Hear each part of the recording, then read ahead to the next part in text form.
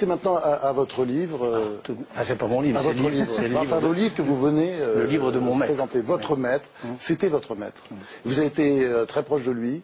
C'était l'homme que vous admiriez, donc communiste, un militant communiste, enragé, et philosophe, grand philosophe.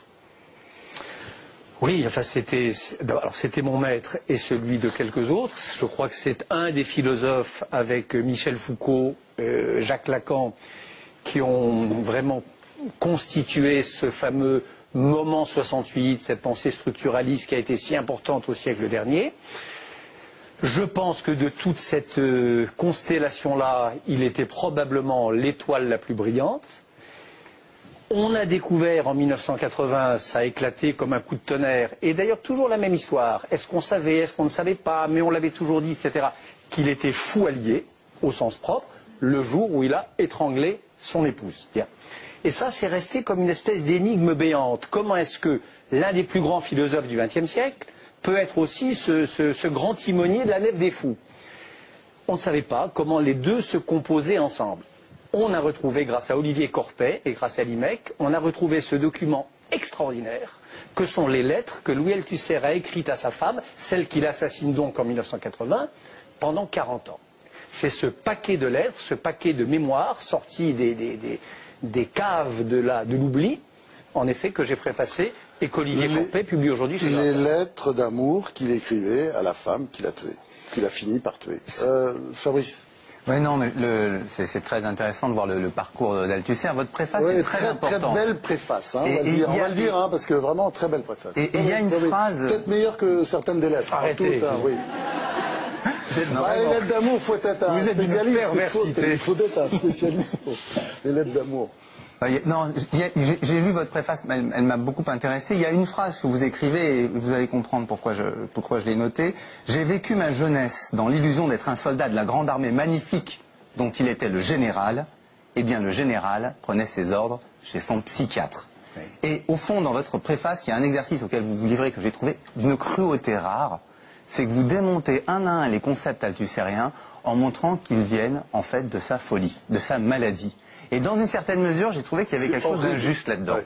Parce que c'est comme si, vous savez, il y avait ce fameux prix Nobel de mathématiques, d'économie, qui s'appelait John Forbes Nash, qui était complètement schizophrène. Il a eu le prix Nobel, on ne va pas lui retirer, parce qu'il était schizophrène. Et pour Althusser, j'ai un peu l'impression que vous voudriez ça. Vous voudriez lui retirer ses concepts, vous voudriez lui retirer sa grandeur de philosophe, parce que c'était sa maladie, et vous avez encore recommencé là-dessus tout à l'heure. Vous liez absolument sa pensée et ce qu'il est. Il y a peut-être quand même un... Sur le rapport entre la pensée d'un homme et ce qu'il est, il y a deux théories possibles.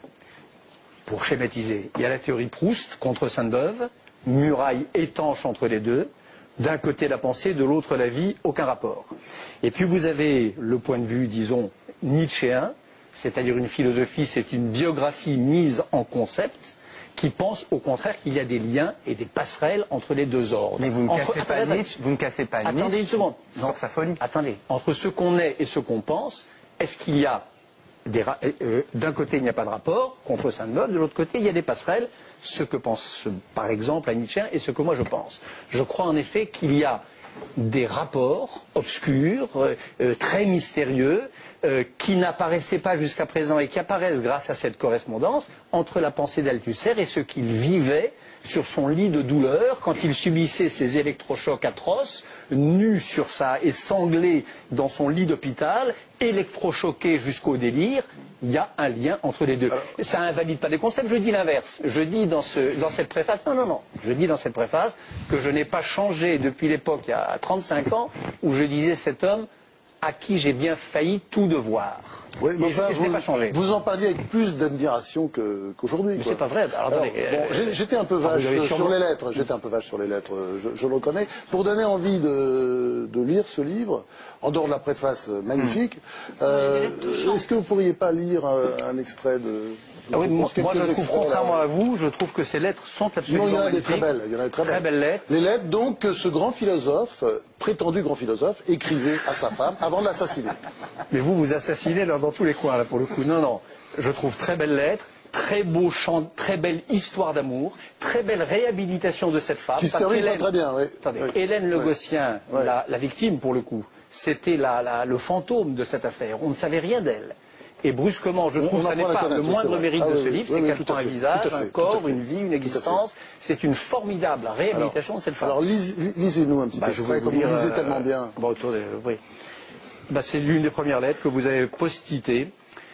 Chère Hélène, ta première lettre pleine de bons signes, que ton livre croisse sous ses étoiles favorables, tu as vite appris que la loi du Morvan est les détours lents et qu'il faut attendre que les gens reviennent pour les quitter. J'envie un peu le calme où tu dois être entre cette rue montante et la forêt du jardin dans le frais de la maison. Ne t'avais-je pas dit que le silence était d'un poids effrayant le premier jour? Si tu as un peu de liberté, tâche de faire parler ton ton, tu ne le regretteras pas, tu feras son bonheur. Il est vrai qu'il ne va pas rester longtemps. Nous partons ce soir, vendredi, pour Porquerolles avec Georgette, etc. Non, il est bien. Non, il est bien. Il est bien. C'est des vrais morts. Revenez faire des lectures chez nous de temps en temps, Bernard. Oui, c'est des temps morts de la vie. Oui. Moi, je suis bouleversé par ces lettres. Mais moi aussi, il y en a beaucoup qui m'ont bouleversé. C'est les temps morts de la vie, c'est des temps morts. Il y a qu'en mai 68 qu'on disait vivre sans temps mort et jouir sans enfant. Vous, par exemple? Oui, bien sûr. Vous en et si je vous écrivais des lettres, vous verriez qu'il y a des temps morts. On va voir ça alors. Et c'est Franz qui fera la préface. Écoutez, c'est Franz qui a choisi la lettre. Je ferai aussi la préface de vos lettres d'amour, si elles sont de bonne qualité. Mais attendez que je disparaisse. Ouais. Bernard-Henri Lévy, quand je vous regarde à la télé, ça fait plusieurs fois que vous venez dans l'émission, souvent il y a cette expression qui revient où vous dites « mon maître Louis Althusser ». Merci. Et il est assez rare de voir un intellectuel français admettre qu'il a un maître, ou souvent il l'admet quand le maître est mort. Et ma question que je voulais vous poser, et la question que je voulais vous poser, c'était de savoir si aujourd'hui il y a des gens dont vous pensiez qu'ils pouvaient être vos maîtres intellectuels et qui étaient vivants, des gens qui vous dominent intellectuellement. Est-ce que vous avez des noms? Ah oui. Qui? Les noms qui me viennent à l'esprit, des gens dont je pense qu'ils me dominent intellectuellement, Jean-Claude Milner, par exemple, que je vous conseille d'inviter avant que votre émission ne s'arrête. Jean-Claude Milner, oui. Il me reste encore quelques semaines, donc, par exemple. Un psychanalyste Non, c'est pas un psychanalyste du tout, c'est un philosophe, un linguiste, oui. Invitez-le, vous avez Jacques-Alain Miller? Jacques-Alain Miller, oui, grand penseur. Supérieur à vous? Ouais. On n'est pas dans l'île parade, mais voilà, je vous ai cité Jean-Claude Milner. Allez, continuez encore, allez. Béni Lévy, qui a disparu, il y a peu de temps. Mettez pas des morts, des vivants. Je le disais quand il était vivant. Non, mais c'est pas cette phrase de Danet qui disait nous avions pris des maîtres et on avait pris soin de les choisir faibles. Mais c'est pas mon cas. Jean-Claude Milner n'est pas faible. Là. Il était sur une bonne pente, il était en train de donner la liste de tous les gens qui lui étaient supérieurs. Continuez. Continuez, il y en a certainement beaucoup d'autres. Il y a des écrivains ou des philosophes, alors puisque c'est ça que vous parlez, que je respecte infiniment, que j'admire. Allons-y alors. Christian Jambet. Ah oui, encore. Est-ce que vous l'avez invité déjà? Non, oui, il y a longtemps. C'est sûr? Absolument, sûr. Bon, tant mieux. Sur cette émission? Non, pas celle-là. Ah, voilà. Mais il a écrit des livres plus souvent. Hein. Bon, moi je vais vous faire votre programme. Vous invitez Jean-Claude Milner, vous invitez Jacques-Alain Miller de toute urgence en effet, vous invitez Christian Jambet. Oui. Voilà déjà. Et vous pouvez devenir un jour un maître à penser? Mais ça, c'est pas à moi qu'il faut le demander, c'est aux gens qui vous aimeriez, vous pensez qu'il y a une chance, vous puissiez le devenir? Qu'on dise Bernard-Henri Lévy, mon maître. C'est pas ça qui m'intéresse, bizarrement. Vous ne cherchez pas un homme? Vous ne cherchez pas un disciple? D'abord, c'est jamais les maîtres qui cherchent leurs disciples, c'est les disciples qui cherchent les maîtres. Hein, c'est ce qu'avait dit Lacan aux étudiants révoltés de 1968, c'est un maître que vous voulez. D'accord? Bon, vous n'avez jamais entendu un maître dire ce sont des disciples que je cherche. C'est dans le sens inverse que ça fonctionne. Merci Bernard Lévy.